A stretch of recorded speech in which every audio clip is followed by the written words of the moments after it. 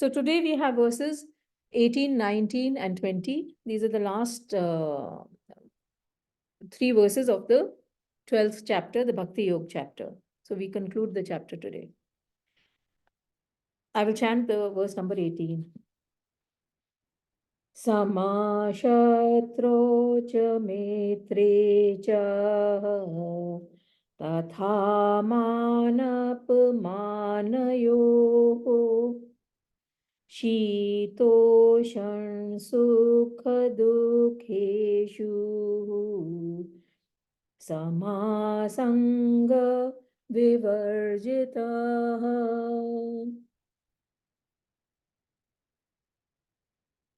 So the verse translates to alike to friend and foe, and also to honor and dishonor, alike to heat and cold, to joy and sorrow, entirely free from attachment. So this is what the verse translates to. Let's take this up word by word. Sama is alike, balanced, equal.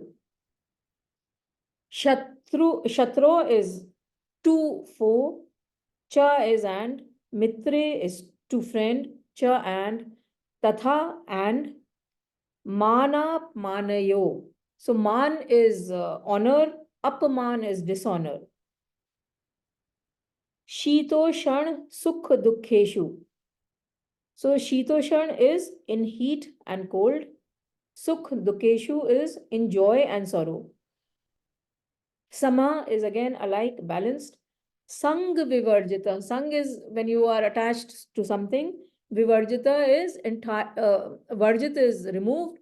Vivarjit is entirely removed. So sang vivarjit becomes entirely free from attachment.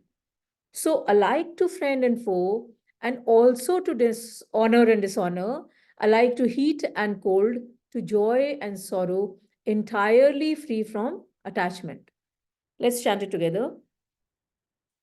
Samashatro cha metre cha tatha manapmanayo शीतोषण सुख दुखेषु समासंग vivarjita. So this verse is covering two more qualities of the bhakta. And the first line and the half of the second line is actually one quality, which is sam shatro cha mitre cha tatha man apamanayo shito shan sukh dukkheshu. So a true devotee at all times is equal or maintains a perfect balance within himself while he is interacting with the external world and handling the fluctuations that are taking place in the external world. So see, as we move about in the world, we interact with different kinds of people. Some of them are friendly and some of them are not. And who are our friends? Those who wish well for us. And enemies are those who harbor ill feelings towards us and wish us harm. Now, the true devotee is also moving around in the world like all of us, and he or she also encounters the same kind of people. But because he is aligned with the Paramatman, he is not bothered by what others have to say about him, or whether they are his well-wishers or friends or his enemies. So to that extent, the person is indifferent towards such kind of people, because he is also not really bothered about himself or herself, instead is focused on just reaching that God. And the devotee understands, the seeker understands that just as the nature is functioning in accordance with its gunas. So now that we have April in north of India, we see the spring ending and the summer commencing. That is the way the nature is. And if you're in the southern hemisphere, it'll be the other way around. It'll be somewhere around the autumn and the onset of winters. So that is the way the nature functions. And just as the way the nature functions, so do people function. According to their vasanas or their gunas, what are their inherent tendencies, that is the way the person will function. Therefore, the seeker is not understanding this play of gunas and in both the nature and the people around him or her. A true devotee is not affected by either a friend or a foe. Now, after that, we come across the pair of opposites, honor and dishonor, hot and cold, and happiness and sorrow. These are the pair of opposites that come before us. And as we have been reading the Bhagavad Gita, we frequently come across these set of pairs of opposites. And they are actually, they imply they have a deeper meaning. So see, hot and cold, what part of us feels the heat and the cold? Anyone would like to answer that? With what do we feel the heat and the cold? Our skin. Our skin, absolutely. So this is at the physical level. So hot and cold stands for all comfortable and uncomfortable physical experiences. Again, joy and sorrow are acceptable and non-acceptable experiences. This is at the mental level. And honor and dishonor is at the intellectual level. So the three pairs of opposites are actually covering all aspects of our personal body and all aspects of us actually, or our personality. Now, rooted in God, the seeker is rooted in God.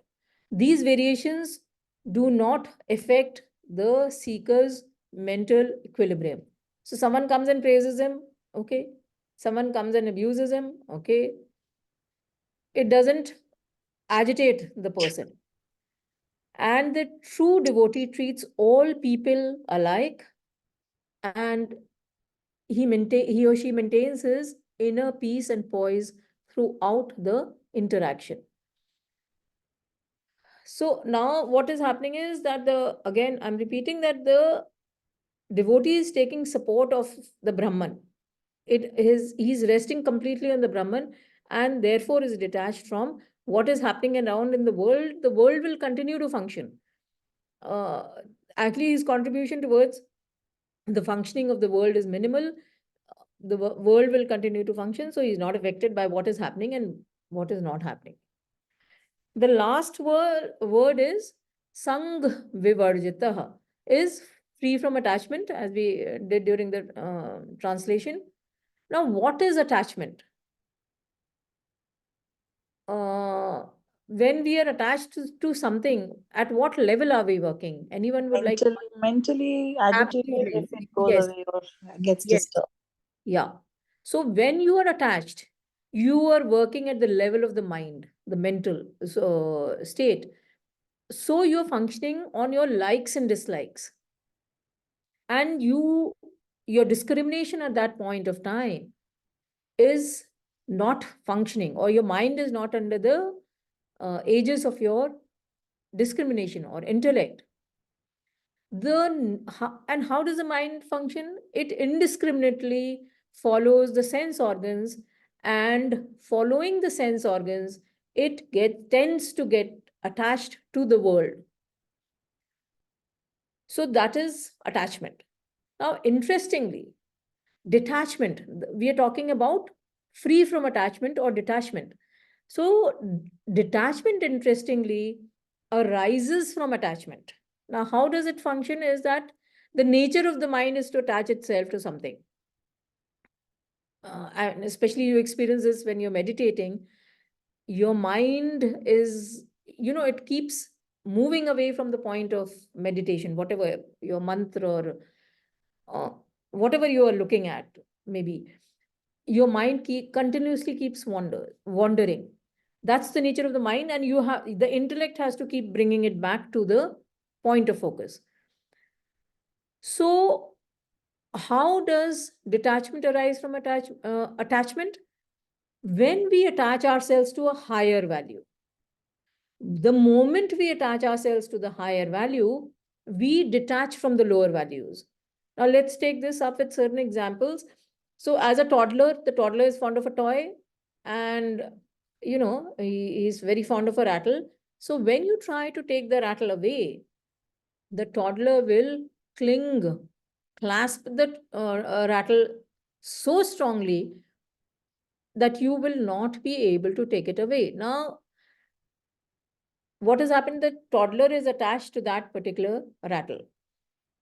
Either you give him a new toy, then maybe he will let go of the rattle, or the child matures, the toddler matures to, grows up, and then the rattles will give way to the next level of toys, maybe, a walker and then a tricycle and so on and so forth, right?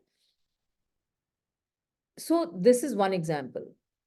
In education, we send our children to the nursery school, and so you have the pre-nursery, nursery, then you go on to the regular stream.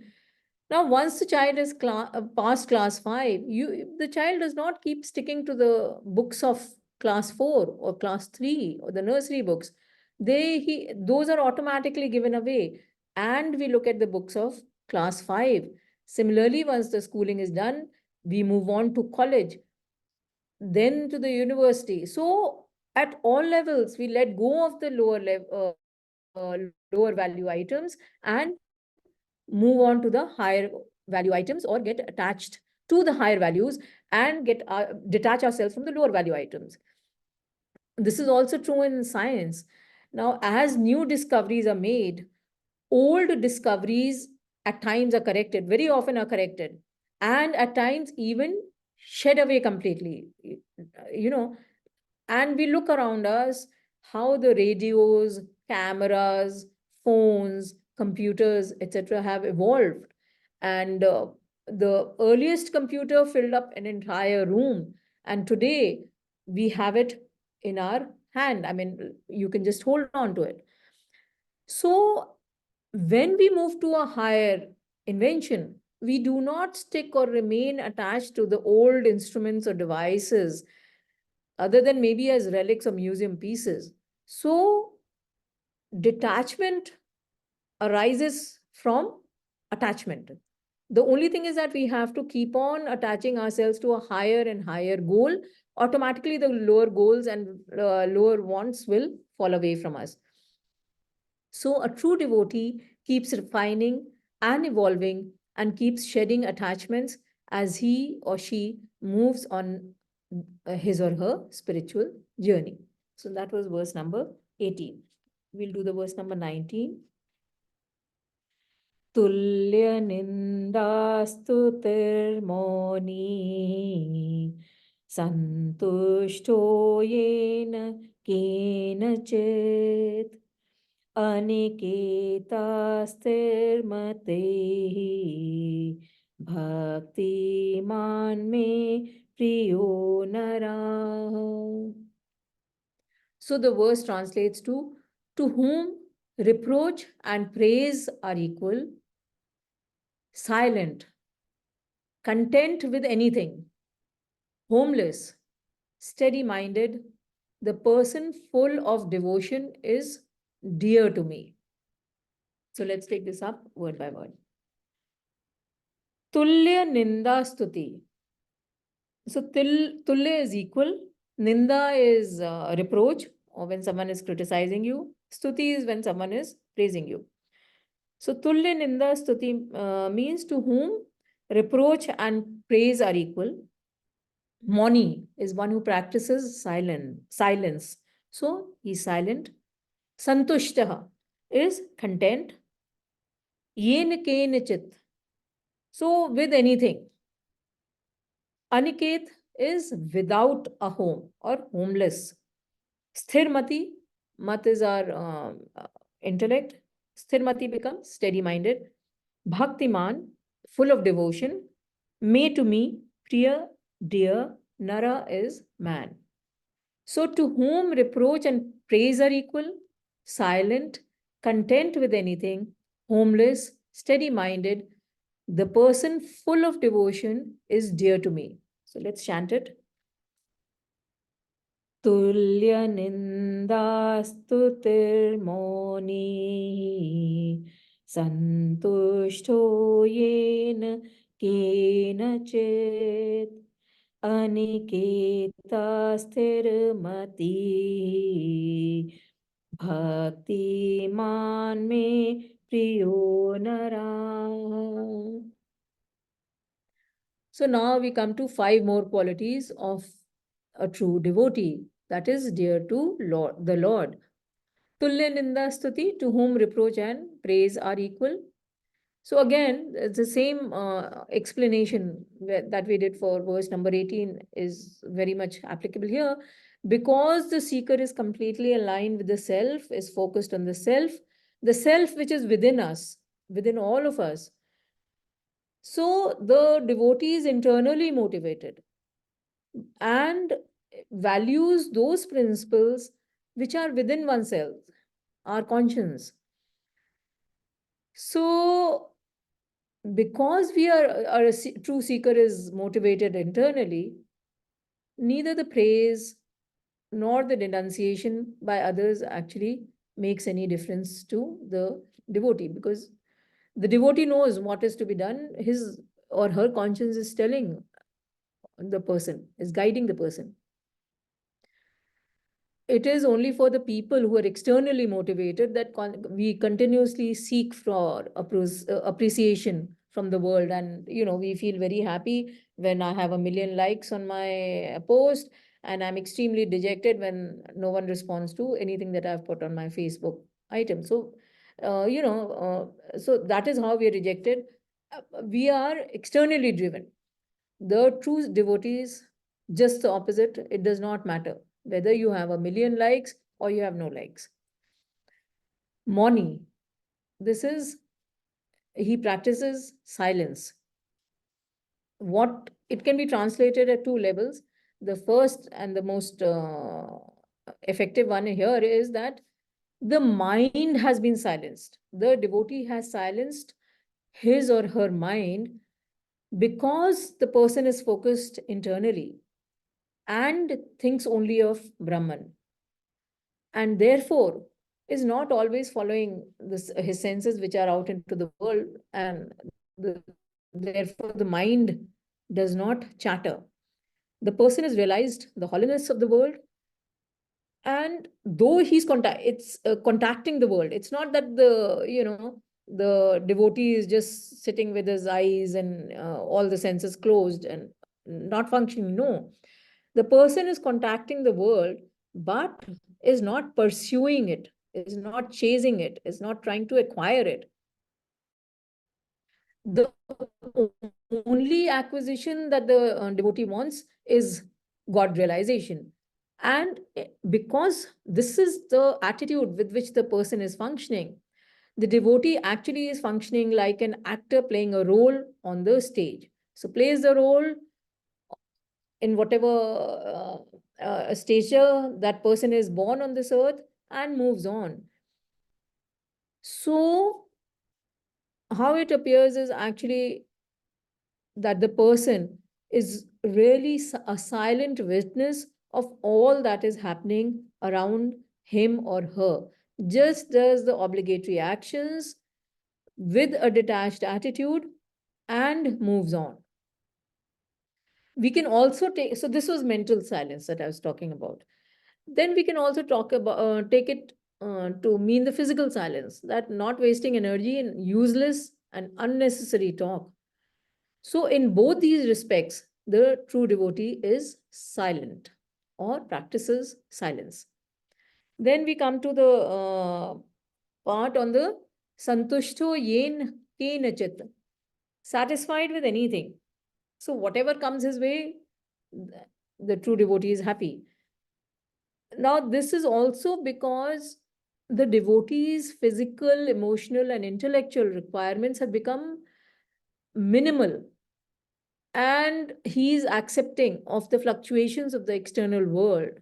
And that's what we just did, the balanced in joy and sorrow, honor and dishonor, hot and cold. So he accepts everything that is happening around him or her.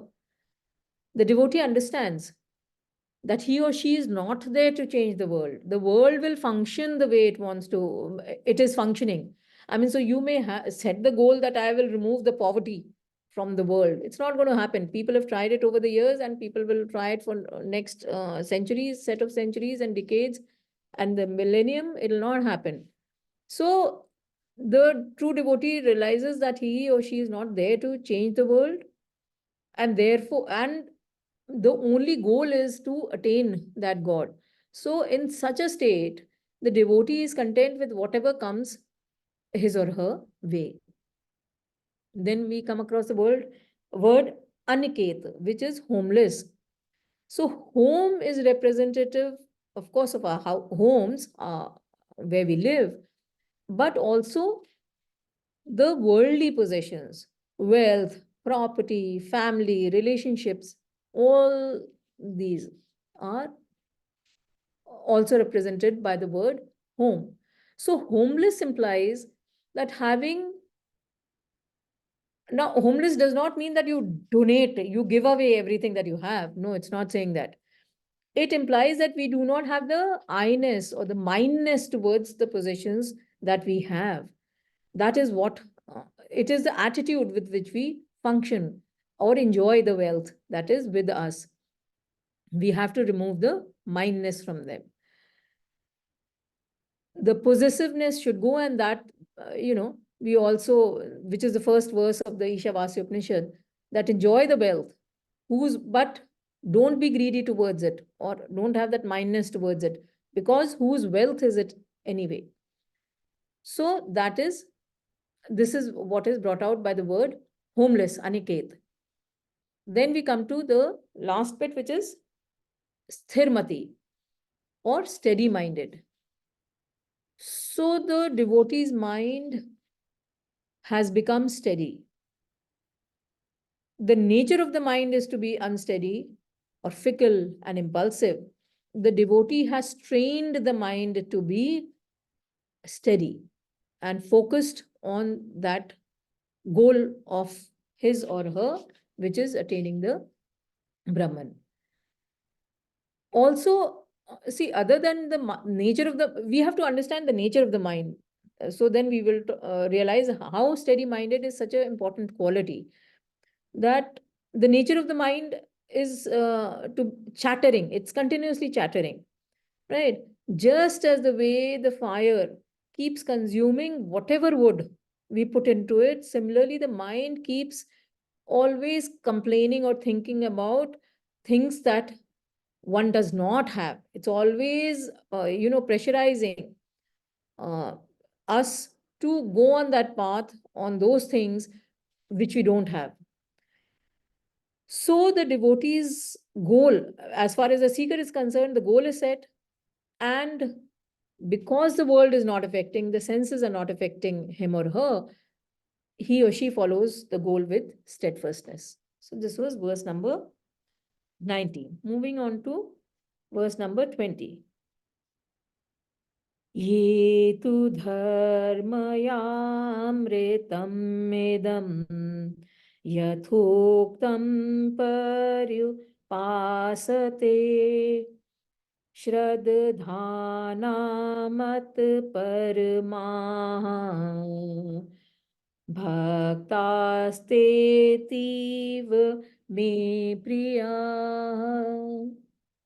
So the verse translates to, they who indeed follow this immortal dharma as declared, endowed with shraddha, regarding me as supreme, those devotees are exceedingly dear to me. So let's take this up word by word. Ye is they who, tu indeed, dharma ya amritam. So dharma is, dharma, the law. Amritam is eternal, or amritam, immortal. eternal law or immortal law.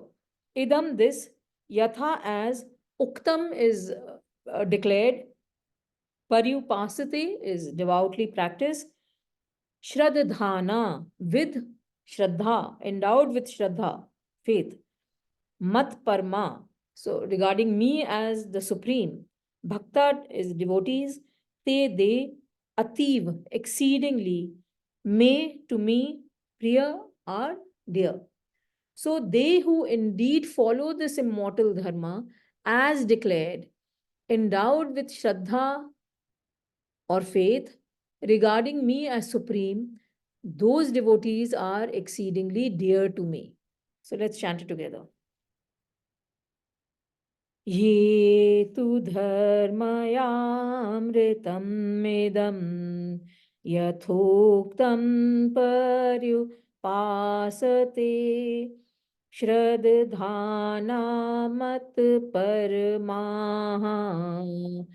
भक्तास्तेतीव may Priya. So we have already covered, if you count, we would have covered 33 qualities. The last verse is presenting the last two qualities of the bhakta, which are Shraddha and Matparma, which is regarding me as the supreme. So let's talk about Shraddha.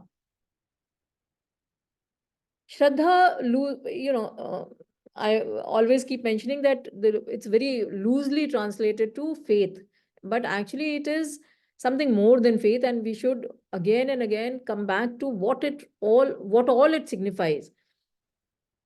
Firstly, Shraddha is important because we are trying to reach the infinite through our finite faculties. Without Shraddha, we cannot penetrate through those unknown levels. So Shraddha means an unshaken belief in a possibility that we may not be able to logically explain today. And actually if you go back on your history of science, actually, you will find that all pioneering discoveries are based on Shraddha. So 50 years ago, if someone were to say that you can, your telephone, that equipment without wires, you will be able to transmit sound, and not only sound, even images, right? Someone would have called that person completely mad. And you can think about it. There's so many incidents in science where the discoveries are based on Shraddha. I mean, even the steam engine, which was thought of by the boiling of the kettle.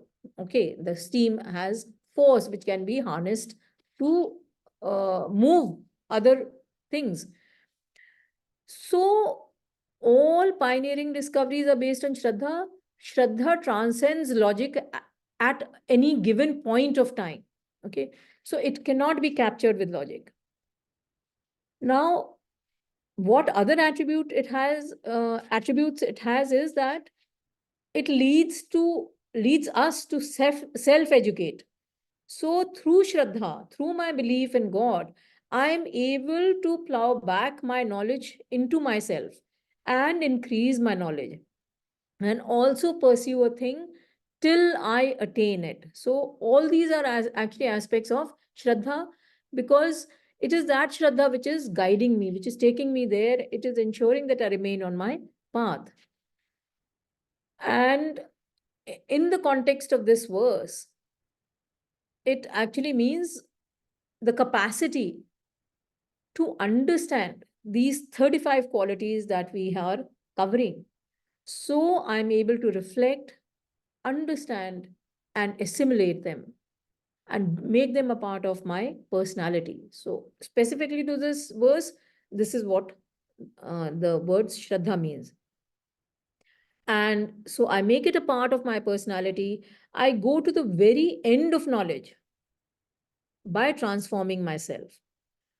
or I live the values, the qualities that I have just read in this chapter. Mat Parma is regarding me as the supreme. Me is that Atman, Brahman, Paramatman, the self within all of us. The goal is to reach that self. So the devotee's goal is to reach that self. The devotee has no other goal. And it is to reach this goal that the qualities that we are covering has to be practiced, have to be practiced till the goal is reached and we merge with that Paramatman. Now, the verse also talks about, we start that this is this immortal dharma as declared. So Krishna, Lord Krishna is referring to these 35 qualities as immortal dharma or the eternal laws. These are the law for living or of living. And immortal means that they apply across mankind or humanity, across the entire humanity. Also, if at times you get bogged down and you say, okay, my God, 35 qualities which I have to practice, and that is too much for me, and maybe I just give up. But if you reflect upon these 35 qualities, you will find that they are interconnected. So even a simple quality like mourn, let's say, or the quietening of the mind, silencing the mind, will automatically lead to contentment, to being, immune to the pairs of opposites at the physical, mental, and the intellectual level. So if you reflect about on these qualities, you can pick up anyone actually. So even if we start working on one, we will find that other qualities will come to us gradually because all the qualities are interconnected. And so the Lord declares that his true devotees who internalize these qualities, who live these values, or who live these qualities are dear to him. So with that, we end the chapter.